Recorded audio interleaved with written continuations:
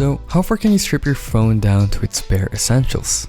Stripping your phone so far that it becomes a utility tool rather than a device that preys on your soul and sucks your precious time as it ticks by second by second.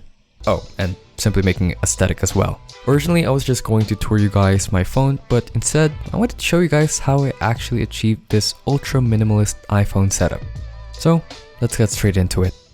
Alright, so the first thing I did was to pretty much delete all the apps that I pretty much don't really need. Even if I use them occasionally, if it's not a necessary need, then I will delete pretty much the app. This might be a step too far, but you will be surprised with how many apps you actually don't need. For example, one app that I've always used is my guitar tuner app since I play guitar from time to time.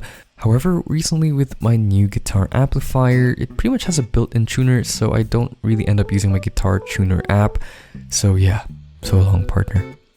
Other apps that I end up deleting would be specific shopping apps like Adidas or Mango. While I do buy from those shops rarely from time to time, yeah, like I said, it's pretty rare and I don't think that I'll be buying a new pair of shoes or a new pair of coat from Mango anytime soon. As much as I'm a slave to capitalism, I just don't find a use for those apps staying in my phone, and if I do end up buying one, I'm just gonna install the app again. So those will have to go as well. Now, other apps that I pretty much don't use are the iPhone utility apps that are for some reason pre-installed in my iPhone. For example, the Compass app or the Magnifier app. I don't know, I just never once used these apps in my life, and I think I can safely say that I probably won't use these apps ever. Like, come on. The Magnifier app just opens the camera and just allows you to zoom in, like as if I can't do that with the camera app itself. Now, we also have this measure tool, which was cool at first. Essentially, for those who are unaware, Apple has this really cool measuring app that measures real-life objects from the phone's camera. However, it's kind of a gimmick tool, since I guess it's great for showing an estimation for the thing you're measuring, but then you realize that whenever you're measuring something, you're probably doing it for something that needs to be precise, so you just end up using a precise tool like a measuring tape.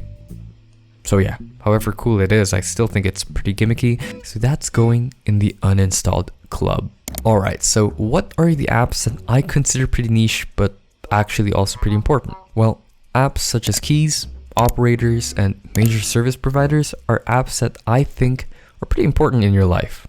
For example, my Google Authenticator app is an app that I open just rarely a couple times every month, but it's a very important app because every time I have to open a specific website or a specific app and it sends me a temporary authentication code, this is the app I use in order to verify my account. Now, operator apps are apps that I use to pretty much control things such as my Google Home app. It's pretty important since I do have a couple of smart devices in my home, and not being able to control them would be a big time bummer, so I would have to have the Google Home app in my arsenal of apps. Lastly, like I mentioned, major service provider apps, I think this is pretty much self-explanatory, like your mobile telecom or your bank accounts. I think those are pretty important, so yeah, we're keeping those. Now, in terms of utility apps, I also keep utility apps that are pretty vital when it comes to my day-to-day living. For example, my Money Manager app is my primary app that I use for money tracking, and technically it's not required for my life. I consider it pretty important because having good financial literacy is good. Other apps are related to my business and YouTube channel, so for example my Shopify app, which is pretty much used to see a glance of my Kai Notebook website where I sell my Notion templates and digital products as well. And of course the YouTube Studio app is so that I'm able to see the comments straight from my phone, and I'm able to also check certain analytics and performance for certain videos. Kind of a mandatory app if you are a YouTube creator. Now, before we get into the video, this segment is sponsored by Akiflow. Now, in terms of scheduling my exams or pretty much tracking my to-do lists or tasks throughout my day, I kind of don't like it when I have way too many apps in my system, and I personally don't like having the hassle of having way too many apps. And this is pretty much where the app Akiflow comes in. So Akiflow is essentially a all-in-one to-do list calendar app where you could have different integrations from the app you use meaning that if you have a hectic lifestyle, then this might be the best solution for you. Now, for example, I'm someone who uses Notion and Google Calendar, and I kind of want everything in one place, especially with a built-in integrated task system, so I just use Akiflow. It's pretty much where I track all of my to-do lists and my projects as well as my Google Calendar right in one app, and just to have it in one app, it's just really convenient for me. Now, I've been using Akiflow for almost a year now, and they've been consistently updating this app, adding new features and all, and they're even adding AI as well. And speaking of AI, recently they've rolled out Aki, which is their AI assistant, Aki. You can pretty much chat with Aki, or you can even talk to it with your voice, and you can tell it what you want to do with your certain tasks, if you want to add tasks, or adjust your day in your calendar. For example, I do have a bunch of overdue tasks, so I can just ask Aki to schedule it for the day, and it will schedule it for you. It's kind of like your personal AI assistant. You can even set up automations as well, so for example, if it's not raining, you can tell it to tell you to go for your run in the morning, which is pretty cool. Not only that, Akiflow can even create automations as well. For example, I told Aki to remind me to work out every 5 or 6 a.m. every day. But aside from that, Akiflow has a wonderful to-do list task where you could have different projects as well as different tags. And the way you can organize your tasks is very, very versatile. And if you want to plan for the week or for the day, then they have this really cool routine feature where it allows you to plan for your day or for the week in advance. Think of it like a general routine. They even have this statistics feature, which is really cool, which shows you different statistics for your different tasks, which I find to be really, really cool. So if you guys are interested in Akiflow, the all-in-one to-do list calendar, then go in the link in the description to check it out. Just wanted to say thank you to Akiflow for sponsoring today's video and sponsoring the channel. It's been allowing me to venture a lot of things, and it allows me to make videos for you guys. So anyway, head down to the link in the description to check out Akiflow, and back to the video.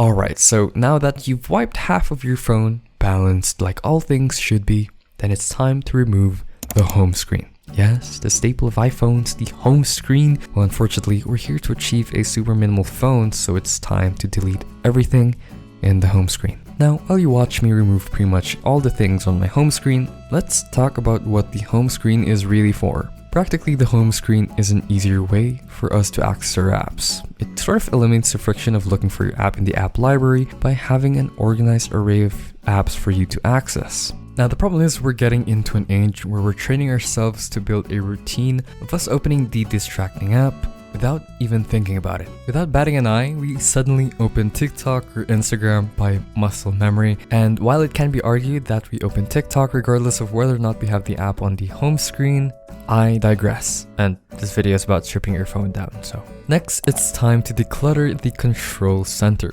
Now, as much as possible, I'd like to keep my control center down to one page as it makes things super simple. Most of the control center controls that I have are things that I actually use, and some of the controls I've increased in size just to make it look cleaner. Now, I removed the other pages of the control center because I didn't really find a use to having multiple control center pages, so I just like having one. Now, as for the widget center, I've reduced it down to 4 to 5 widgets at max, so I have my workout app, my money tracking app, my calendar, and my countdown app, and my Bluetooth tracker app. Again, just like the control center, I just prefer having one full page without having to scroll to anything. And these 5 widgets are widgets that I actually use. Alright, so now that we've removed everything, it's time for the last change that will truly make the phone ultra minimalist. Now, you see this ugly ass app dock? Honestly, I want to remove it, but unfortunately, Tim Cook won't allow that. So what is one way to remove it, or make it look like you removed it? And that way is to get a wallpaper that hides the app dock. The dock has a specific shade of gray, so that can be masked by a wallpaper. So I made a wallpaper that's just a specific shade of gray that hides the app dock and hides the stupid notch as well. You do have to remove the tint in order for the wallpaper to hide the app dock, but making that your wallpaper makes the phone look clean as fuck, if I'm gonna be honest. I will include the wallpaper in the description for free if you guys want it, although I haven't listed it in my website yet, so if it's not there, that means I haven't set it up yet. I'm sorry. But yeah, that's pretty much my minimalist ultra phone setup. One thing I do want to say is that I'm sure that even if you do have a minimalist setup, it doesn't immediately make you more productive. I'm sure you'll find ways to distract yourself. But in terms of having a very clean, utility-focused phone, this is the setup for me, in my opinion. Anyway, thank you guys so much for watching. I'll see you in the next one. Don't forget to drink your water. Bye!